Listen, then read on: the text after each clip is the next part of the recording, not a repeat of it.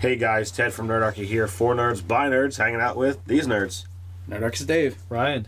So today we're going to dip into the Unearthed Arcana and take a look at Psionics and the Mystic, Take 2. But before you do, why don't you dip into the description below to find Nerdarchy, the newsletter, where you can sign up for weekly tips as well as learn how to game with Nerdarchy. So, we look through, we got 10 pages on the Take 2, and we got only 7 pages on the previous iteration of the psionics, and man, did they make some changes. Well, first of all, too, it's worth noting that Watts had done a survey and had gotten our feedback. Us collectively gamers, not just Nerdarchy. They actually have Mike Merles on speed dial. Yeah. We're best buddies. That would be awesome.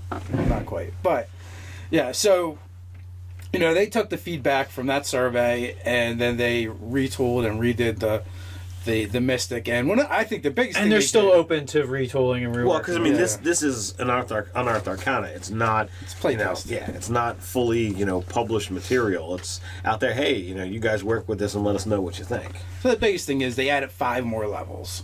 Right. So 5 levels of anything is really not enough for us to play with and do it. Because let's face it, you want to play. If you're going to play a game, 20. Yeah, if you're going to play a game, 5 levels and you're done, you have to do something else. So it kind of like you don't really get to feel for that character. Right. 10 is a lot better. And every adventure tier, if you will, has a different level of power, and so it's like, all right, well, now we can play, instead of the 5, we can play the 10. But what is things going to look like, in the second half of the class? So really, we're only looking at half of what is potentially going to be there. Yeah. So the question is, will we see that in another playtest, or will it then be a product? Right. Will they skip the playtest and go right to product? So like some of the noticeable changes are, one is obviously they added 5 more levels. They now added talents, and there's a couple of other changes as well. Well, yeah, I mean, if all of the base powers for the 2 orders, if you look at if you look at the Order of the Awakened, now they've that got, object reading ability is so cool. they've got the just the first level powers. You've got the ability to get two new talents, and if you've already picked one of these, you get choice, so it's great, and you get a mental expertise on a skill of your choice, as well as 2 additional skills. So that's really cool. It definitely fits with the actual brain power, Beating things down with your mind, yeah. And then if you go over to the Order of the Immortal, they're just heavy packing it with, you get martial weapons, heavy armor, and shields. Well, let's call it what it is. It's a psychic warrior. Psychic warrior, yeah. Right, but they used to get martial weapons and shields, but they didn't get the heavy armor. So that is a big to do for something like this.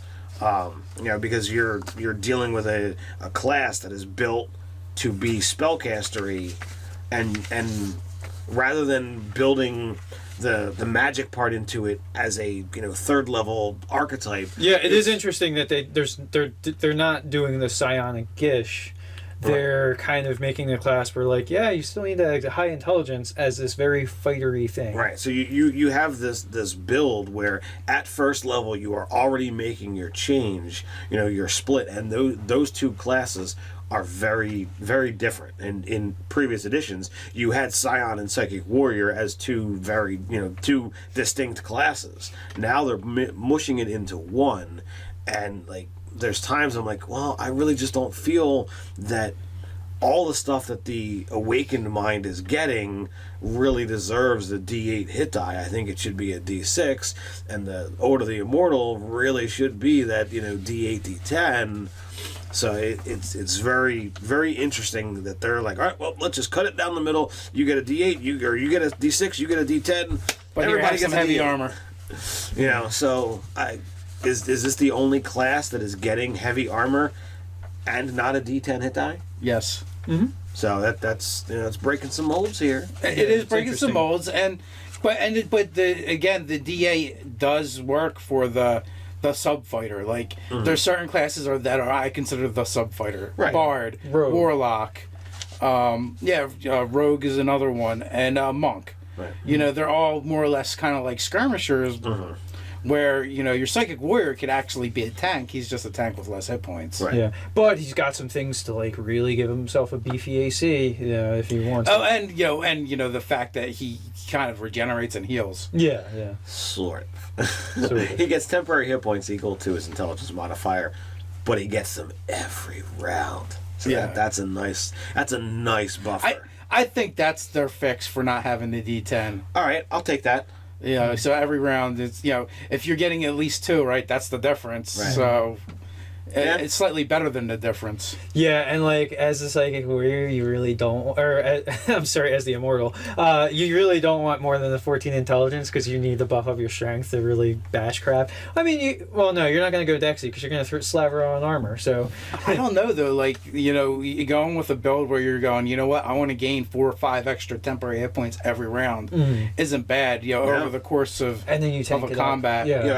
And let's face it, this game is technically only partially built on combat, so you could literally be like, well, all right, yeah, I'm an intelligent fighter and I'm going to use that intelligence outside, in the exploration interaction phase. So Yeah, but we're also just talking about your capacity to be like a fighter up front. right, yeah. but having that higher intelligence, it's not wasted in combat where the the high intelligence Eldritch Knight, like, that's not as useful to them. Right. It's not every round useful. That's Yeah, let's just call it not being every round. Like, I call that bonus hit points. I call that if this fight goes for 5 rounds, I call that 25 temporary hit points that I didn't have to take in damage. Well, and maybe you build off of the tank of the idea that you're not there to punish or deal damage, but to withstand and be To tie in the way. things up. And let's face it, we all know there is a headband of intellect in the game. That is true. 19. Curses only 19. I can't. That's the second edition. So people, people that like dump stat something and then get that item to like, I hate that so much. It's so cheesy. Well, like it is the cheesiest patch. Like if you want to like whore over the game system, that's the way to do it. Dump stat a thing and then get the item of the thing that gives you the 19. Just dump all the stats. Yeah, and get all gauntlets the and bad bands. Well, if you build the character that way, and then like as part of your starting package you have coin to spend and you buy that, yes, I have a problem with that. If you play a game from first level and it's like, well, all right, I'm going to go with the 13-14 intelligence, and the DM provides that as loot or treasure, then and that's your claim, I don't have a problem with that. I just like, it's the cheesiest thing when people show up to high level games of, I have an 8 strength, but I have the gauntlets of ogre power. But anyway, it's on a side jag of things that annoy me. So Psionics and magic. I like what they've done with that, and where it's always been such a gray area, and you either had to when you say they're the same as far as psionic resistance and spell resistance in previous editions, it always just felt kind of hokey to me. Mm-hmm. It's like saying that they're different, but they're totally the same. Like it doesn't really. In the same token, psionics has always been an add-on, so there isn't that much of it anyway. Mm-hmm. But what they're saying here is, well, if you psionically recreate a spell, then it acts as the spell. Mm-hmm. So, like, that explanation feels better to me. Mm-hmm. And their idea that if you have like a psionic magic missile, it can be dispelled or countered just like magic missile. Yeah, but more so like charm person, or there's some things that are directly they have a spell equivalent, and they call it like spell like abilities that are generated from psionics in the monster manual specifically, and their explanation is that it is actually still magic, but you're psionically manipulating arcane energies to produce that effect. It says, for example, the Mind Flayer, as presented in the Monster Manual, has the innate spellcasting psionics feature. This feature allows the Mind Flayer to cast a set of spells using psionic energy. These spells are countered with the spell magic and similar effects. A mystic draws on the power of psionics, the energy of the mind, to create powerful effects. So it's... Again, they're also I don't know if this has ever been touched on any of the other editions, the idea that the Far Realm actually influences psionics. I think that was definitely a part of Eberron's story, and I think they might have taken that and like, you know what, that was kind of cool because all the aberrations, like there was some psionic stuff going on there. Right. So I think they're like, this is a kind of cool concept. Let's bring it over to the broader like cosmology. They actually had like the Dreaming Dark. So like there was this dream realm stuff that we had weird, creepy dream creatures and demons. Yeah. Well, and then Zoriat, but then there was Zoriat, which was completely different. So like they had so much going on. And I think it was the dream stuff that had more to do with the psionics. Yeah. But they might have just kind of like melded that together. Yeah, Rydrin was the very psionic nation, I believe, that was like across the ocean type of situation in their lore. I'm not sure. I don't remember if that was the name or not. But yeah, they definitely had a nation of psions. They they had that. You have the model, I think, Ted, for it basically looks like a demon, but it's from the dream realm. It looks a little far around. And I think it's like one of its major things, and a lot of the demons that are psionics do is they just let you make contact with their mind. Like they're like, go ahead. Well, that's always been like a thing that was written in the psionics. Like that is like demons, like their go-to for their defense against psionics. If you try and contact their mind, they just let you. They're like, yeah, you're not gonna like what you see there, buddy. yeah. I don't even like it. You're not gonna like it. Yeah.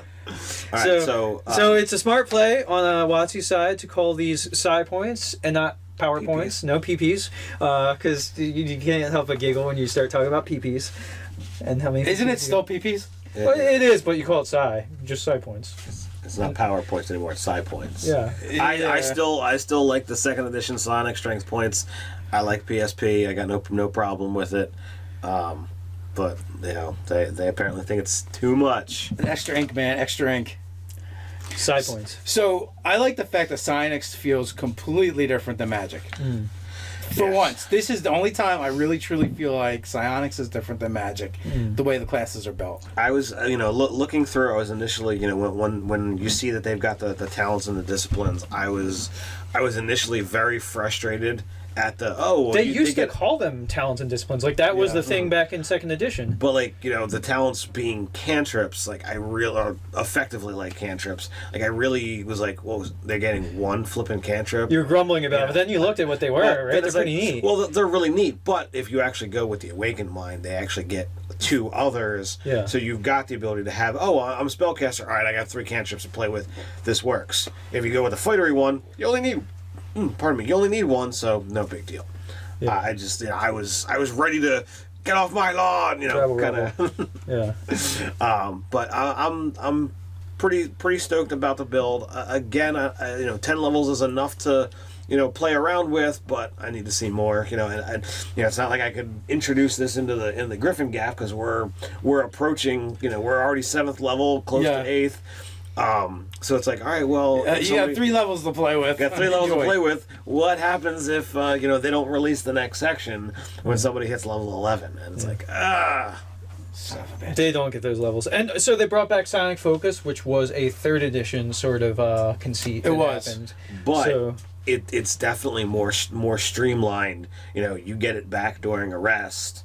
Well, no, it used to be, so you need a short rest, like, pretty much, I think you just needed, you kind of needed the equivalent of a short rest back in the day. No, in 3rd edition, DC 20 concentration check. Yeah, it was just a check. You're going to guarantee make that, so you basically always had it, started the combat, at least. Right, but you could get it back in the middle of a fight. Yeah. Well, So, there were times I'd be like, I use my focus and I get it back. The short rest mechanic is kind of... it's the 5e thing, and I got no problem with that, but the things that you can do with it are really cool. Yeah, there's some neat things happening for sure. So do we want to actually get on to talking directly about the Mystic Order then? Yeah. All right, so as you were saying, the cool thing with getting the extra cantrip, that's pretty awesome.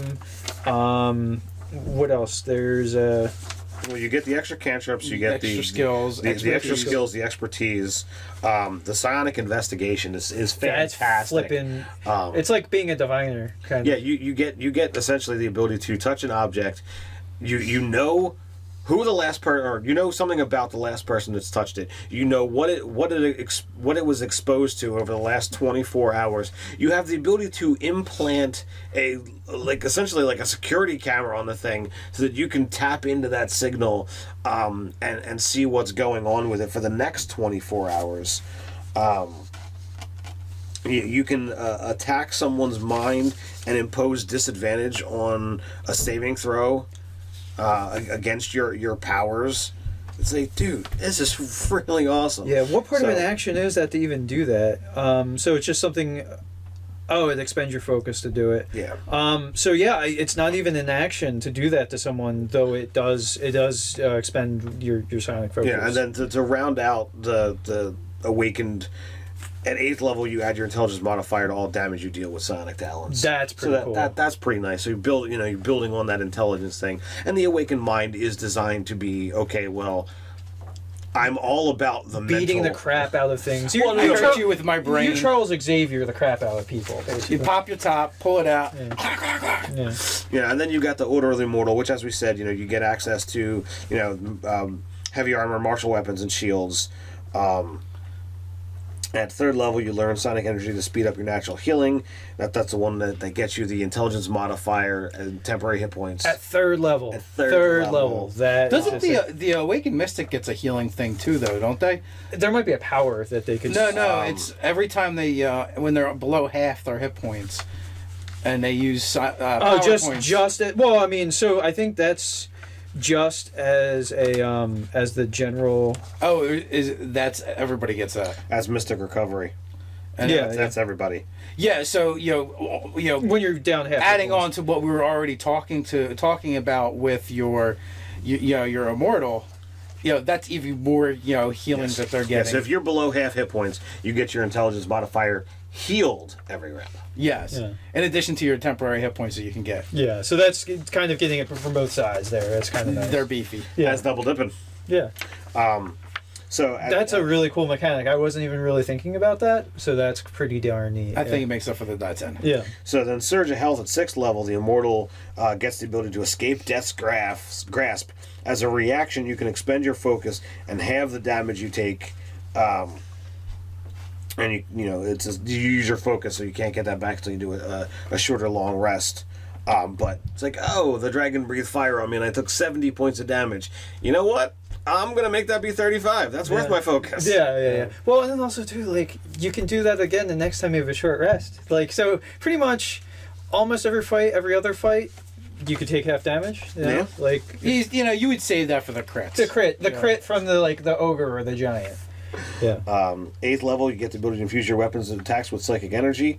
Once on each of your turns, when you hit a creature with a weapon, you can deal an extra D8 psychic damage. When you get to 14th level, we hear something about 14th level. It increases the 2 dice. So I mean, when we don't have the rest of this class ready, you're another 4 levels off the grid here. Yeah. But when we have it, this is one of the things you have to look forward to. So two very divergent classes, within the Mystic. I actually think this is a better Psychic Warrior than the Psychic Warrior. Yeah, it's pretty cool. It's more interesting anyway. It's more fun. It's better than just taking the fighter and hey, here's this little patch you can add onto it, right? I want to see. I'd like to see how it actually plays out and see all these different powers that are relating to just hit points. How much more tanky does that make it? In comparison to some of the other classes, is it just does it stand up to the druid? Yeah, it's hard to beat the druid's shape shifting abilities, and especially if you're a druid barbarian. So there's a lot of fun stuff here. Anything else you guys want to? I mean, the powers, when you get into reading them, what you can do with your psychic focus, some of them are so cool. Just for instance, adaptive body, it's a greater, so you need to be a higher level to take it. But while you have psychic focus on this, you don't need to eat, sleep, or breathe. No, that doesn't need to happen. So that's cool. Body of the Wind, another greater one.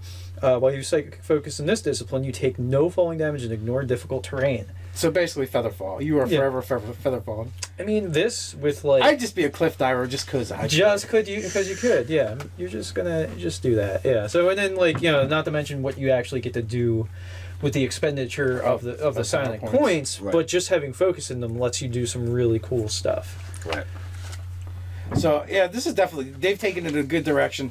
I think they fixed most of the complaints that people had with their initial offering. They did a good job. I listened to the feedback. I agree. Yeah, so go to Wizards and check out Unearthed Arcana. I guess you can put the link in the notes and check that. Something like that. Yeah, it can point you directly to where that is. So what do you guys think? Are you excited about the Mystic? What are your thoughts and feelings? Put in the comments below. While you're at it, like, share, even subscribe. You can tweet at us on Twitter. You can follow us over on Instagram. So until next time, Stay stay nerdy. nerdy.